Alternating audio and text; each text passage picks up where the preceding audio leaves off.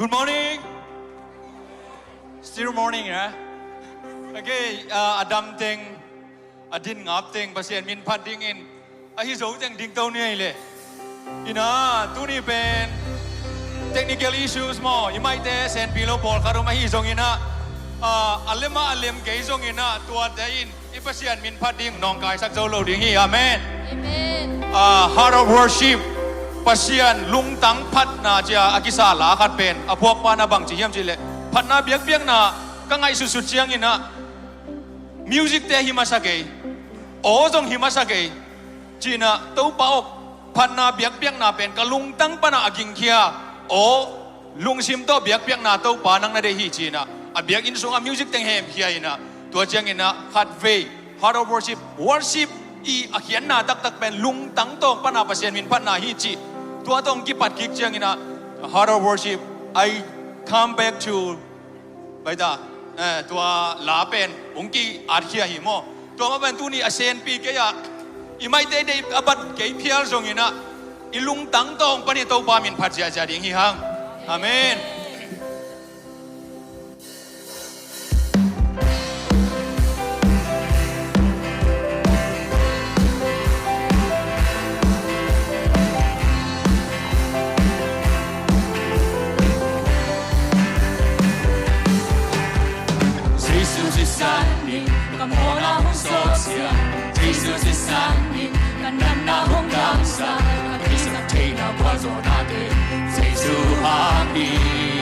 Jesus is an in. Jesus is an in. Come on, I'm so sad. Jesus is an in. Kanana hong dansa. Kanisa day na kwazo nate. Jesus ang in. Jesus is an in. Mona kembe so siyang in. Pasyang taring in. Mi kembe wong hol in.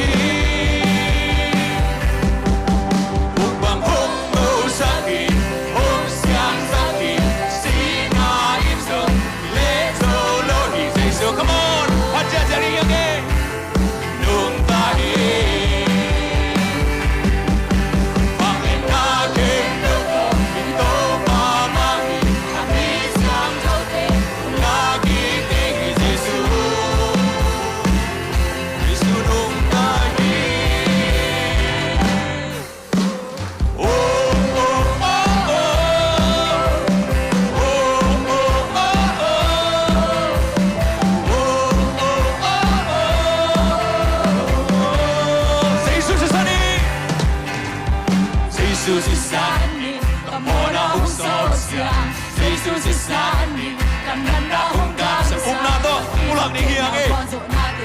Jesus hangin. Jesus is an in. Terbilay. Jesus is an in. Come on, I'm so sad. Jesus is an in. Kanana hong damsa. Kakisa tay na kwazo nate. Jesus hangin. Jesus is an in. Mona kembe sop siyang he. Pasyang taring in. Mi kembe hong bol he. Upang hong do sakit. Hong siyang sakit. Sina insong. Lenzo lohi Jesus. Come on, hey! Nung tahi. Pangin natin belto. Ito babahi. Pagmisyang tote. Kung nakikting Jesus. Jesus nung tahi. Upang hong do sakit. Hong siyang sakit. Sina insong. Lenzo lohi Jesus. Nung tahi. Pangin natin belto. Ito babahi. Pagmisyang tote. Kung nakikting Jesus. Jesus nung tahi.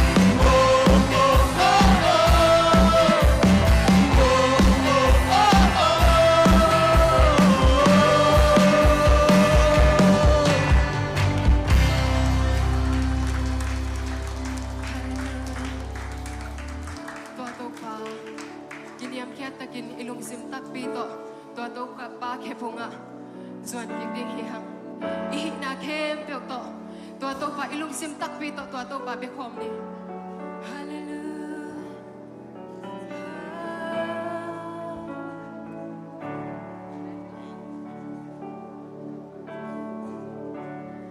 Kinyam kia din con zon namun Aton tung ka tunog namun Dang dang sang man pa zo Tau pa nang ma ke phung beki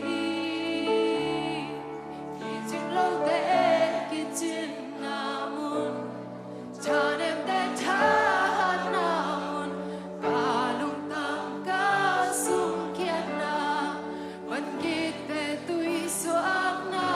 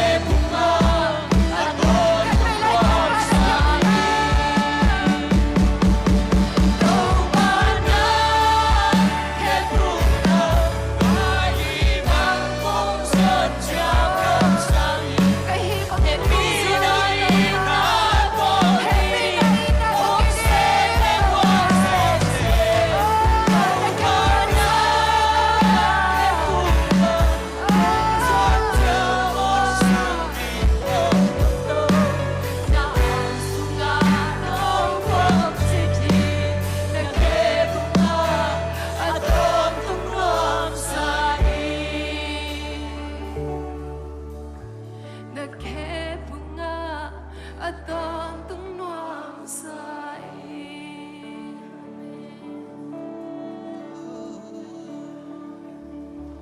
Tupa kasana o nang kia anong sakna kala ni nasiman pato kima lungsok nuam na kung pahito pa ibig sa siya dyan kung pahito ibig ba siya kabuksuan ng iyang uda namin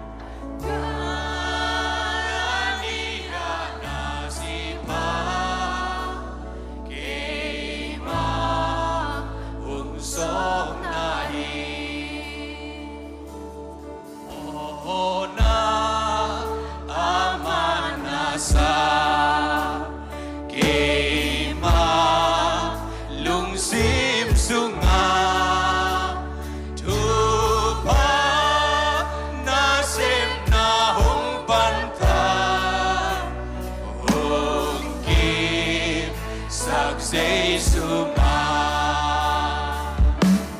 kung pahito pa men kung pahito'y kalanihan na si pa kima ungsok nahi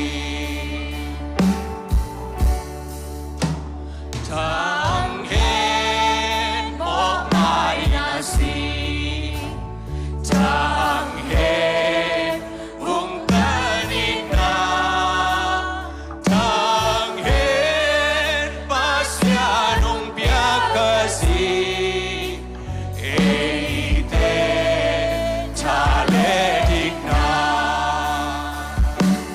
Kung pahito pa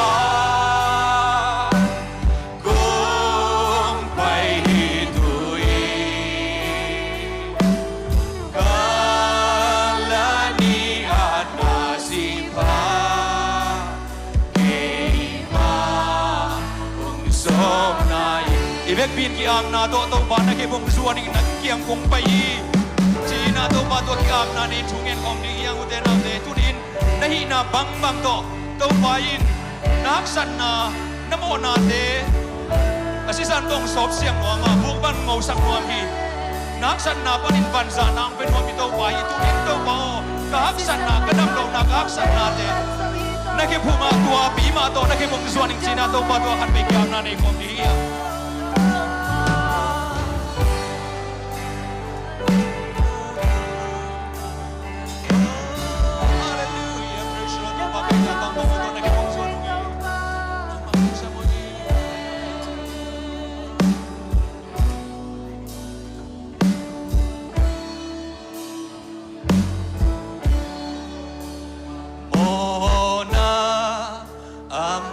Nasa kema lungsim suma tupa nasem na hong panta hong kim saksay sui mo na aman nasa kapilay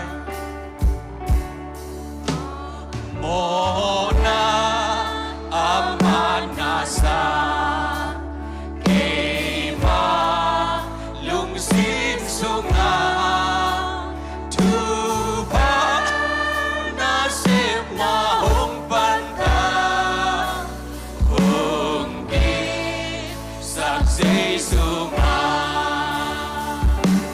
Kung pahito pa kung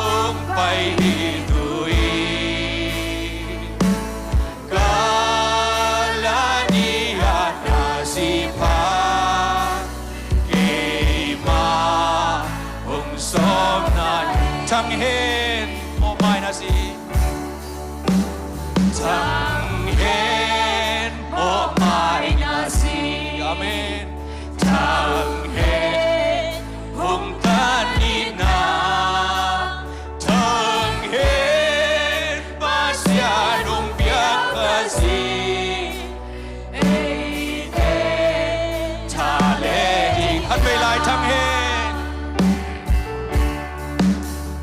thang hên một mai na gì thang hên hung ta nít na thang hên pasya nung biaka gì ete ta le dik na kung may hito ka kung may hito'y kalani at nasipa kay maungsok na kung may hito pa kung may hito'y kalani at nasipa kay maungsok na Tâu ba lung đa mong namin kung patuhi Singlam te tung pan akibua Tâu ba Jesus isan hang bek bekin tâu ba tunin Nakepung zuan kain va na pa To ba chi thay na sa hanga thay ka Kay mo na to lung đa mong tâu ba Tuni biyak na kanay ilay hun khe Pero nang man magain Kasiyang to kau tela ka Nang semila tâu ba Mal khat kim chia lung tanga nang sem nghe ta Chin he pinapatin Kun khe pong na kun kwang sa khat fe a pin thu kung nghe lai vi tâu ba besiano Amen Ibek pin tu king ni